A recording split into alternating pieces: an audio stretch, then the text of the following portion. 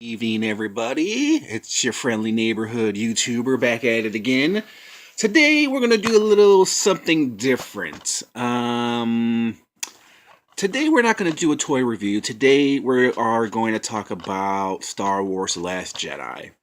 There has been so much discussion on the internet about The Last Jedi. Um, Mostly bad. Now I seen this movie in the theaters. I bought the DVD player, the DVD player. I bought the DVD player.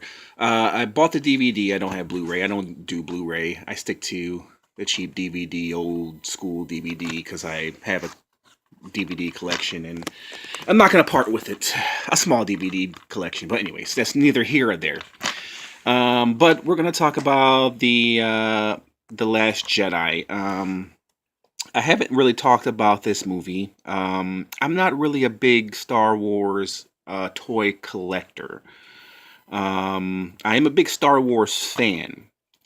One of the things that a lot of people didn't like about this movie, well, actually, there's a lot of things people didn't like about this movie. Um, where to start? Well, I'm going to do my own take on this movie because there's been so much hate towards this movie, and I'm going to give my take on it, as if you haven't heard enough things about Star Wars. But you know what? I'm a positive person. I'm going to give positive review of this movie, and you know what? We'll start with. There's my cat. He's like losing it over here. He's going crazy. He loves paper, but anyways, if you're wondering what the hell that noise is, that's my cat. Um, but you know what? Where am I going to start? We'll start with the thing that I was hoping to see in this movie, and that was I was hoping to find out who Ray was. We didn't find that out. Another thing I was hoping to find out is who was Snook. Everybody was hoping that he was going to be Darth Plagueis. Um, everyone else was hoping that Ray was going to be either of Skywalker lineage or maybe Obi-Wan. I still believe, there's too many Obi-Wan Kenobi connections in this movie. I still do believe that Rey is a Obi-Wan. I do believe she's the granddaughter of Obi-Wan, and I do think with J.J. Abrams directing Episode 9, I do believe he's going to give the fans what they want, and I think he's going to have Rey of some importance, of some significance. I hope he does that, and I hope he makes her the granddaughter of Obi-Wan Kenobi. It just makes sense. I mean, if you look at the final battle between Luke and Ren, where Luke says, I failed you. That's the same thing that Obi-Wan Kenobi said to Anakin Skywalker in Episode 3, where, he chopped off his legs and he left Anakin to be burned up by lava, and he's pretty much an Obi-Wan Kenobi character in this movie. Luke Skywalker is now.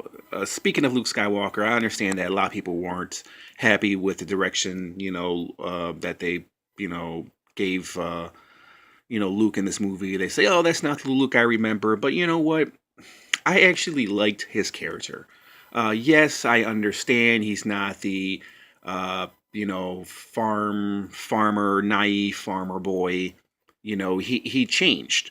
I mean, if you look at Star Wars 1, Episode 4, you see that he is naive. He doesn't know what's going on. And then you look at the Return of the Jedi, and he's a completely different person.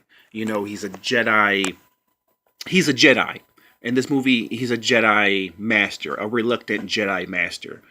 And I can see his frustration. I think this is the way Luke is supposed to be. I see the frustration. A lot of people expected him to be the great mentor, the great Jedi master, but I believe he was that. And then with if the failure of Kylo Ren, I think that put a lot of doubt into his head, and he just kind of said to himself, you know what? If my own nephew turned against me, what's the point? I don't want to be this anymore. I don't want to be this Jedi Master. I don't want nothing to do with the Force. So I understand his perspective, and I understand where Ryan Johnson was going with that character, and I totally agree. I totally agree. You may not, agree with, oh, well, that's not the Luke I remember, but then again, people change. People change over years, especially as you get older. I mean, I'm not the same person that I was when I was 20 as I am, in my 30s. So I understand that perfectly. And when I get to my 40s or 50s, or if I make it that far, I'm going to be a different person. And that's just how it is. And a lot of people were expecting the Luke Skywalker of their childhood to make a return, but people change. People change. So I agree with the Luke character. Um, Going back to Snook and his backstory and him not being Darth Plagueis, I mean, there's still a possibility that they can bring him back to life. There's still a possibility that they would resurrect him. There's still a possibility that General Hux, he seems very sneaky, and I wouldn't bet against it that he would try to bring Snook back to life. But I don't know. I think Snook is dead. I think that's kind of a good thing because he was kind of annoying. Yes, he was very powerful. Yes, I would have liked to have seen more from him. Yes, I would like to have seen him die off in the third act. But you know what? With killing off Snook, I now with episode 9, you have no idea where it's going. It's going to be Kylo and it's going to be Rey. That's going to be their story, and who knows who's going to die in that saga. So I do like the way Snook died. I like that surprise. Like I said, do I wish I would have seen more of him? Yes, maybe they can resurrect him in episode 9. Either way, I don't really care. I think Kylo is the main villain in this story. I think he's the true villain in this story. And if you killed him off in episode 9, it would have been predictable. I think a lot of people were expecting this to be like Empire Strikes Back. They were expecting Ryan Johnson to follow and repeat what episode 4 and 5 and 6 did. And I'm kind of glad he didn't. I'm kind of glad he went in a different direction. Now, as far as with Rey and her lineage, like I said, J.J. Abrams is he's directing episode 9. From what I heard, he had different plans for Rey. He wasn't expecting Ryan Johnson to take Rey in this direction. And as far as lineage, I recall him doing an interview where he said that Rey's lineage is very important. Now, as far as her parents being nobodies, I honestly do believe her parents are probably nobodies. Maybe her grandparents were somebody, i.e., Obi-Wan Kenobi. As with Ren's grandfather being Darth Vader. I mean, that would make perfect sense because you got Obi-Wan Kenobi granddaughter going against Darth Vader's grandson, and it's just kind of like a Revenge of the Sith all over again, except with their grandkids. So that would be an awesome twist. I'm still holding out for that. I wish they would do that. I wish they would make Rey a somebody. I think that would give her more importance and more significance. Now, speaking of the female leading character, there has been so much hate. I don't know where this hate came from about this being a feminist propaganda movie. Where that came from, a lot of people are pointing the finger at Kathleen Kennedy. I don't know why there's so much hate against Kathleen Kennedy. I don't know where this propaganda came from. I don't know where this leftist People are saying this is a leftist movie and leftist propaganda. I don't see any of that. Maybe I'm blind. I don't see any of that. This movie, Star Wars, is what it's always been about. The good versus evil. That's what it's always been about. As far as Kathleen Kennedy, I don't know why, she's receiving so much hate, because she has produced some of the biggest movies ever made, and probably some of your most favorite movies ever made. She's produced E.T., she's produced Jurassic Park, she's produced Indiana Jones movies, Indiana Jones and the Temple of Doom. So she's produced a lot of the movies that you've loved. She's even produced, Star Wars Rogue One. If you didn't like this one and you like Rogue One, well, guess what? She produced Rogue One. So why there's so much hate for Kathleen Kennedy, I do not know.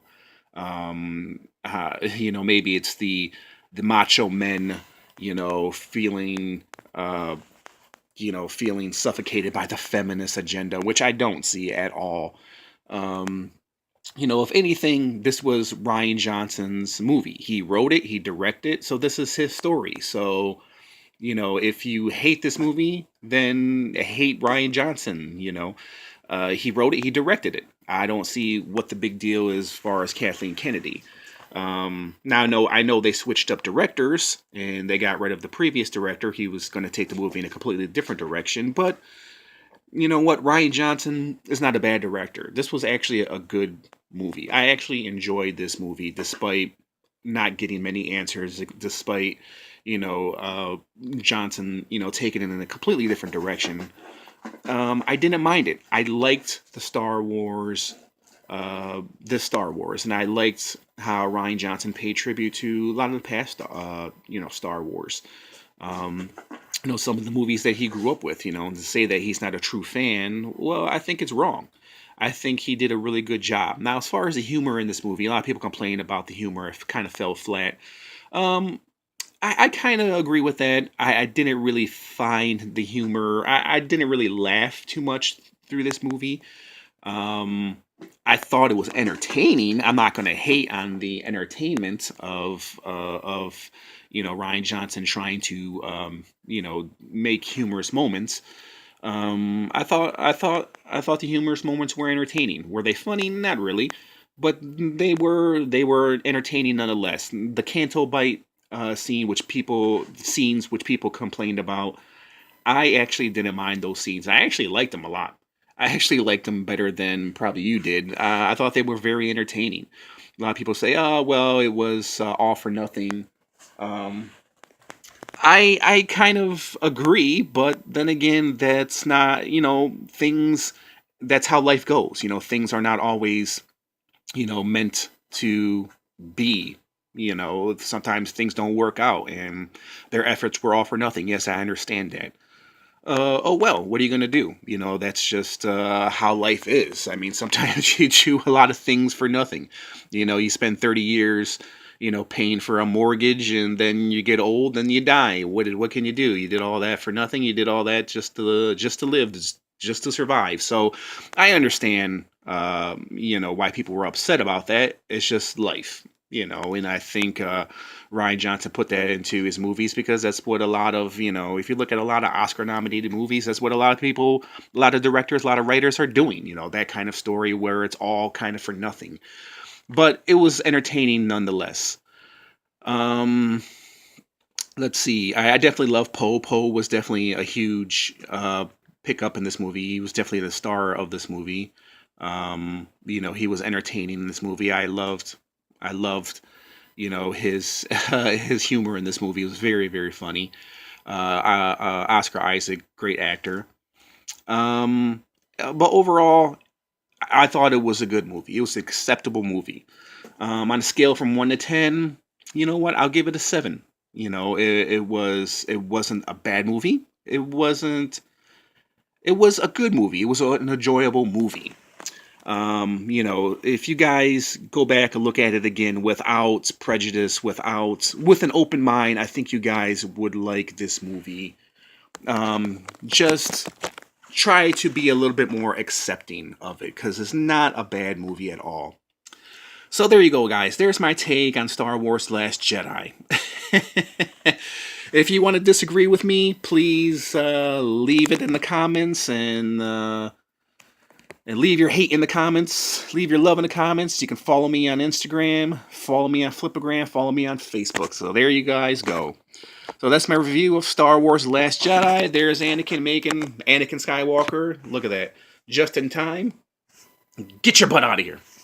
Yes, I named my cat Anakin Skywalker. But there you guys go. So there's my review of Star Wars: Last Jedi. Leave a like if you like this video. Comment. Thanks for watching, everybody. Bye.